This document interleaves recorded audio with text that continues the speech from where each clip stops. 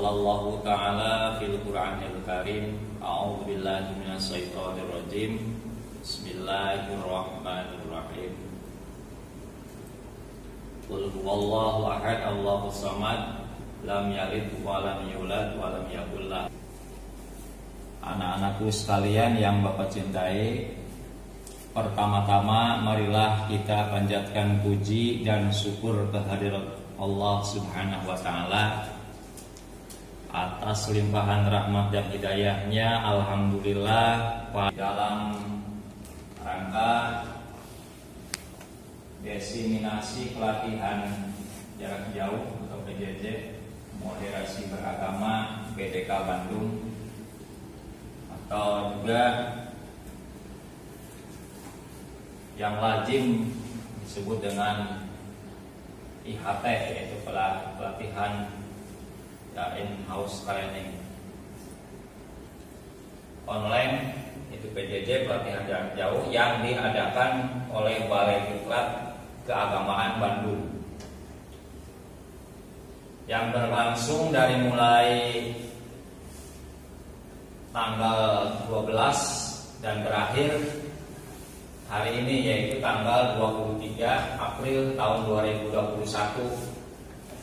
Dan ini merupakan salah satu tugas untuk mensosialisasikan moderasi beragama. Kemudian Ibu Haji Farida, Ibu Ratnaningsih, dengan Ibu Ina. Nah, itu ada 5 orang yang pada waktu tanggal 9 mengikuti tes PJJ. Dari jumlah pendaftar sekitar 800-an se-provinsi Jawa Barat, yang dibutuhkan hanya sekitar 400-an. Ya alhamdulillah, termasuk Bapak peserta yang lolos ya dari 800. Anak-anakku sekalian yang Bapak cintai, pada kesempatan ini Bapak akan mendesinasi pelatihan jarak jauh dengan mengangkat tema, yaitu peran moderasi beragama untuk merespon penistaan agama dan ujaran kebencian. Sangat penting bagi kita dan juga kita sebagai umat beragama, khususnya beragama Islam, harus mengetahui apa sih yang disebut dengan moderasi.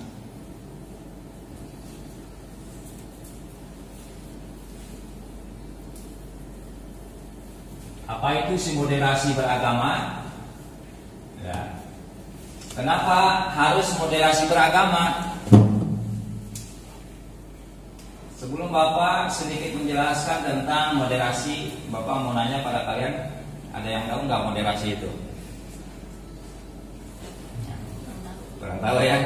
Ya, mari kita coba sedikit. Bapak akan mensosialisasikan tentang moderasi. Secara bahasa, moderasi atau moderasi ini kalau diartikan secara letterlet, ibarat nih ada 3 kursi nih, ada 3 kursi. Nah, itu 2, 3 yang depan, kalau yang belakang berarti 2 kursi. Nah, di antara ketiga kursi yang diduduki oleh kalian yang ada di depan, itu 2, 3.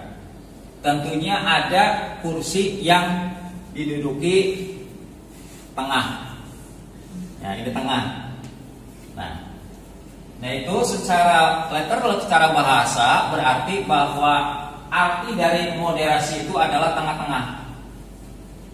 Tengah-tengah. Itu.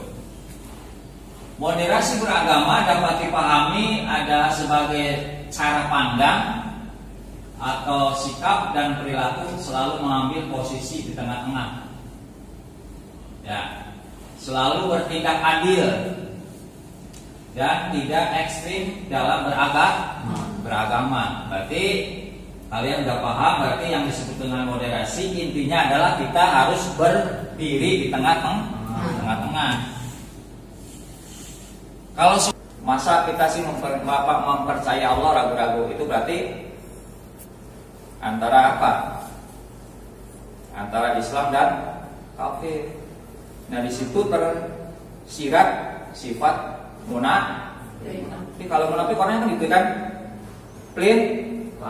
Ketika datang ke rombongan ini, dia mengaku ini. Ketika dia masuk ke lingkungan orang-orang Islam, dia mengaku Islam. Ketika dia apa? Masuk ke lingkungan orang kafir, dia mengaku kafir. Itulah munafik. Nah, berarti kita harus yakin. Yakini agama sendiri 100% tanpa memaksakan keyakinan kita pada orang lain. Yakini. Tidak usah membawa-bawa. Ya, begini. Nah, kemudian bagaimana sikap moderat itu? Nah, moderasi beragama di antara dua kutub. Ya, yaitu ekstrim kiri dan ekstrim kanan. Nah, itu ekstrim kanan. Pertama adalah pandangan hitam putih. Maksudnya gimana nih? Kalian suka melihat tayangan acara hitam putih yang dipandu oleh siapa? Si Dedi. Nah, itu artinya gini. Kadang-kadang seseorang itu memandang pada orang lain hitam, berarti buruk kan? Ada juga yang memandang pada orang lain itu putih, berarti dia baik. Itu pandangan hitam putih, maksudnya seperti itu. Ya. Kemudian adalah takfiri. Takfiri itu adalah menyudutkan orang lain. Ngomong-ngomong kan deh. Ya, saya teman. Nah, gitu. Kemudian saya surga. Ini ekstrim kanan itu saya surga. Artinya begini, bahwa saya adalah ahli surga. Orang katakan seperti itu. Kemudian mereka neraka. Kamu ahli neraka. Gitu ya.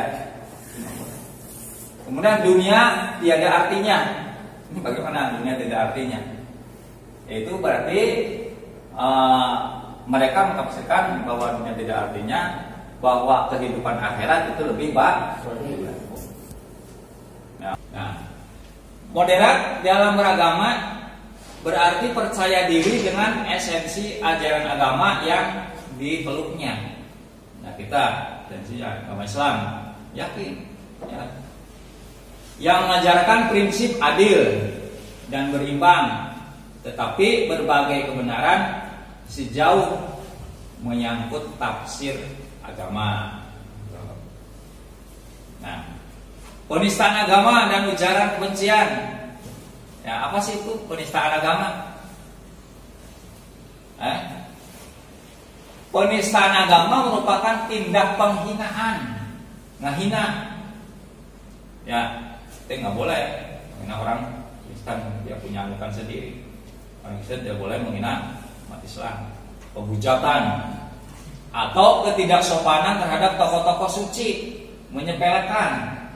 Ya, kadang-kadang suka menyindir kan, mengejek kan gitu ya. Itu. Artefak agama, adat istiadat dan keyakinan suatu agama.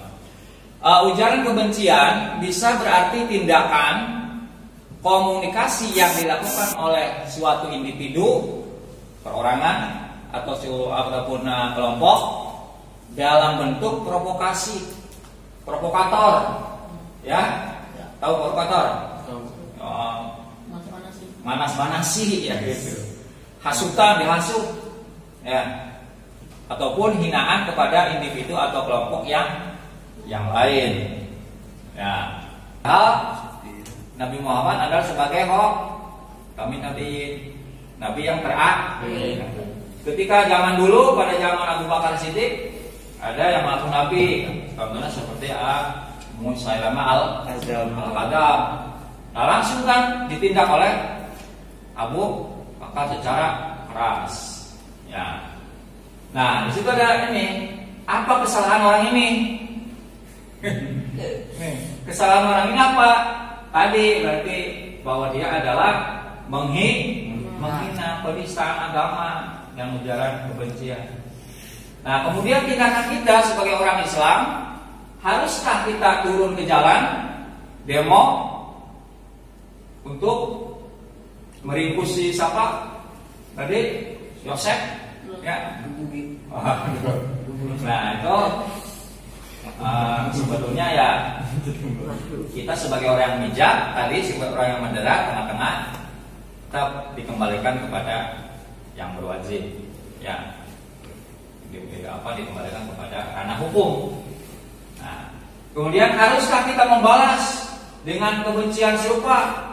Dia mengejek agama kita, ya, mengejek ini kan, mengaku nabi palsu, nabi ke-26. Ini memang potongannya kayak apa? Itu, ya, tidak perlu juga ya, tapi harus kita bijak. Haruskah kita menghujat kembali di medsos, Wah, kita menghujat lagi, ya itu juga enggak perlu ya. Mungkin nanti. Nah, seorang penista agama dapat dihukum mulai dari penjara, tajir. Nah, jika tidak bertaubat bisa dihukum mati. Lanjut. Ya. Nah, sekarang apa yang harus kita lakukan? Nah, bagaimana berpartisipasi menolak penistaan agama tanpa berbalik menista? Ya tadi kita harus Nah itu tadi dengan hukum atau dipanggil orangnya. Kenapa dia sampai mempunyai pemikiran seperti itu? Bagaimana menghadapi ujaran kebencian tanpa melontarkan kembali ujaran kebencian? Nah, kalau umpamanya kita membalas, ya, melontarkan ujaran kebencian lagi kepada orang lain, itu sama saja berarti kita punya sifat tadi penistaan agama, gitu ya. Nah, kemudian di mana kita seharusnya? Nah, tadi ya, ini ada ekstrem kiri, ada ekstrem kanan yang tadi disebutkan dalam moderasi. Kita harus tengah-tengah. Ya, nah kita mah apa sih rakyat kecil? Ya, tetap kita harus mangga. Ya, diserahkan kepada yang berwajib, pada pemerintah, pada tokoh agama. Bagaimana mencermati, mensikapi dari sifat si Yosef tersebut. Ya, bahkan beliau menantang dalam medsosnya ya, siapa yang mengupload, menyebarkan akan dikasih hadiah, akan dikasih uang malah sama si ini, malah nantang, oh silakan mau menyebarkan ya video saya, nanti akan saya kasih hadiah. Maka justru seperti itu, menantang. Ya, mencari solusi. Ya, adil dan tidak ekstrim, itu respon kita. Menyerahkan proses hukum kepada pihak yang berwajib. Santun dalam beropini. Nah, kampanyekan anti penistaan agama dan ujaran kebencian dengan cara yang ma'ruf, yang baik, baik di medsos maupun di forum diskusi ya. Nah, sebagai pelajar, ya, perlukah kalian ingin mengkampanyekan kejalanan masalah penistaan agama? Belum. Tugas kalian hanya apa? Belajar. Yang turut ini ya, kampanyekan. Ya, yaitu menggunakan apa nih, dengan disebar di medsos, menggunakan ya sebar dengan medsos, memberi teladan dengan cara berhubungan baik dengan teman yang tidak sama keyakinannya. Nah, bolehkah kita berteman dengan orang Kristiani? Boleh nggak? Boleh. Sebatas urusan dunia, yang kita kan kalau beli ini kan ke Cina, beli pakaian, beli elektronik dan sebagainya, beli handphone dan sebagainya, kebanyakan orang-orang sih. Boleh saja. Ya untuk urusan dunia maka saja. Tapi ketika untuk urusan akhirat itu tidak boleh. Itu saja sosialisasi tentang moderasi beragama, dan perlu diketahui bahwa moderasi beragama penting buat kita, ya, penting buat kita. Jadilah muslim yang ramah, ya, bukan muslim yang marah. Ya, barangkali itu, ya, terima kasih kepada kalian yang sudah menyempatkan waktunya, yang seharusnya sekarang lagi nyantai ya. Ya, oke, lagi menghayal buat buat nanti apa ya, gitu.